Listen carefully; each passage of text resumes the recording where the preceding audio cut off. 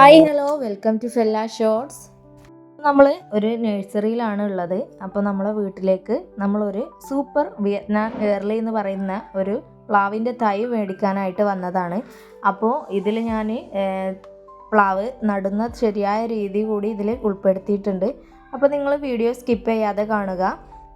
എല്ലാ കാലത്തും സീസൺ ഇല്ലാതെ വീട്ടിലേക്ക് ആവശ്യമായിട്ടുള്ള ചക്കകൾ തരുന്ന ഒരു പ്ലാവാണ് വിയറ്റ്നാം ഏർലി. അതുകൊണ്ട് തന്നെയാണ് ഞാനത് വാങ്ങാനായിട്ട് പോയത്.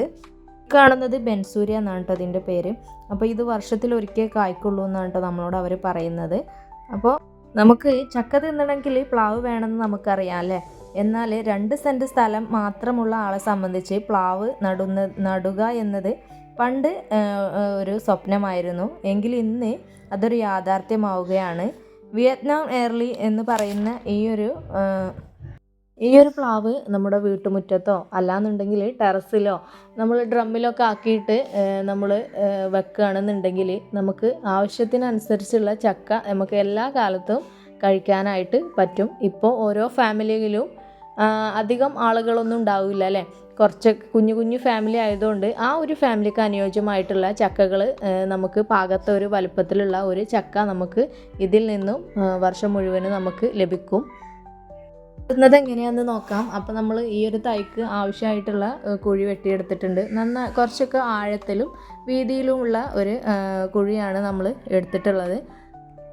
ആ കുഴി വെട്ടിയപ്പോൾ നമ്മൾ എടുത്തിട്ടുള്ള മണ്ണ് അതിലേക്ക് നമ്മൾ കുറച്ച് മണലും അതുപോലെ തന്നെ ചാണകപ്പൊടിയും കൂടി മിക്സ് ആക്കിയിട്ട് അവിടെ വെച്ചിട്ടുണ്ട്. ഇനി നമ്മൾ ഈ ഒരു തൈൻ്റെ മുകൾ ഭാഗത്തുള്ള ആ ഒരു കവറൊക്കെ ഒന്ന് പൊട്ടിച്ചെടുത്തിട്ട് നമ്മൾ കുഴിയിലേക്ക് ഇറങ്ങിയിട്ട് അതിലേക്ക് മെല്ലെ ഇറക്കി വെക്കുകയാണ്. അപ്പോൾ നമ്മൾ ആ കുഴിയിലും കുറച്ച് മണ്ണും ചാണകപ്പൊടിയും അതേപോലെ തന്നെ കുറച്ച് മണൽ തരികളും ഇട്ട് മിക്സ് ആക്കിയിട്ട് ആ ഒരു കുഴിയിലേക്കാണ് നമ്മൾ ഈ ഒരു പ്ലാന്റിനെ വെച്ച് കൊടുക്കുന്നത്. എനിക്കിവിടെ ഈ ഒരു പ്ലാവ് നട്ടു തരുന്നത് എൻ്റെ ഉമ്മയാണ് കേട്ടോ. നമ്മളിത് നടുമ്പോൾ ഒരിക്കലും ഇത് ഇളകി പോകാനായിട്ട് പാടില്ല. കവറിൽ നിന്ന് എടുക്കുമ്പോൾ നമ്മൾ സൂക്ഷിച്ചിട്ട് വേണം നമ്മൾ കൈകാര്യം ചെയ്യാൻ. അതുപോലെ തന്നെ നമ്മൾ ബഡ്ഡിങ് ചെയ്തിട്ടുള്ള ആ ഒരു സ്ഥലത്ത് ഒരിക്കലും മണ്ണ് മൂടാനായിട്ട് ശ്രമിക്കരുത്. അങ്ങനെ ആയാൽ ഫംഗസ് വരും എന്നാണ് നമ്മളോട് ആ ചേട്ടൻ പറഞ്ഞത്. അത് നമ്മൾ അറിയാതെ മൂടിക്കഴിഞ്ഞാൽ നമ്മുടെ കായ് പിടിക്കാനൊക്കെ വളരെ ബുദ്ധിമുട്ടാണ് എന്നാണ് അവർ നമ്മളോട് പറഞ്ഞത്. നമ്മുടെ മുമ്പിലുള്ള പാടത്താണ് കേട്ടോ ഞാൻ ഇത് കുഴിച്ചിട്ടിട്ടുള്ളത്. എന്നിട്ട് അതൊക്കെ ഒന്ന് നനച്ച് കൊടുക്കുകയാണ്. ഇനി നമുക്ക് ഇതിൻ്റെ തടത്തിൽ കുറച്ച് കരിയില കൂടി ഇട്ട് കൊടുക്കണം. നമ്മൾ മലയാളികളുടെ ഇഷ്ടഫലങ്ങളിൽ ഒന്നാണല്ലേ ചക്ക. ഒരു വർഷം കൊണ്ട് തന്നെ ഇത് കായ്ച്ചു തുടങ്ങും എന്നാണ് ഈ ഒരു ഈ ഒരു പ്ലാവിൻ്റെ പ്രത്യേകത. സ്ഥലപരിമിതി ഉള്ളവർക്കൊന്നും ഇനി വിഷമിക്കണ്ട.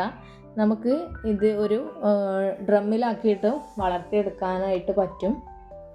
ഇവിടെ നമ്മുടെ മുമ്പിലുള്ള ഗ്രൗണ്ടിലാണ് കുഴിച്ചിട്ടിട്ടുള്ളത്. അതുകൊണ്ട് തന്നെ എപ്പോഴും ഇവിടെ ആടുകളും കന്നുകാലികളൊക്കെ മേഞ്ഞ് നടക്കുന്ന സ്ഥലം കൂടിയാണ്.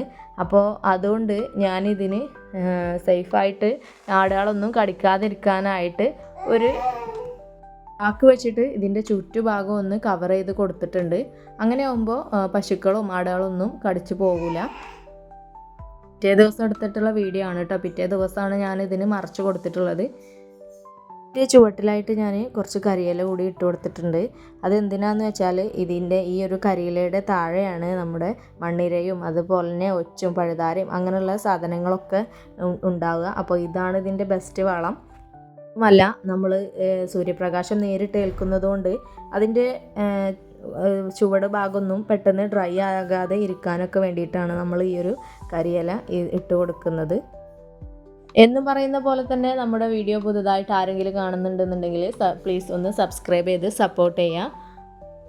നിങ്ങളുടെ അഭിപ്രായങ്ങളൊക്കെ ഒന്ന് കമൻറ്റ് ബോക്സിൽ അറിയിക്കാനായിട്ട് നോക്കുക. മറ്റൊരു നല്ലൊരു വീഡിയോ ആയിട്ട് നമ്മൾ വീണ്ടും വരുന്നതാണ്.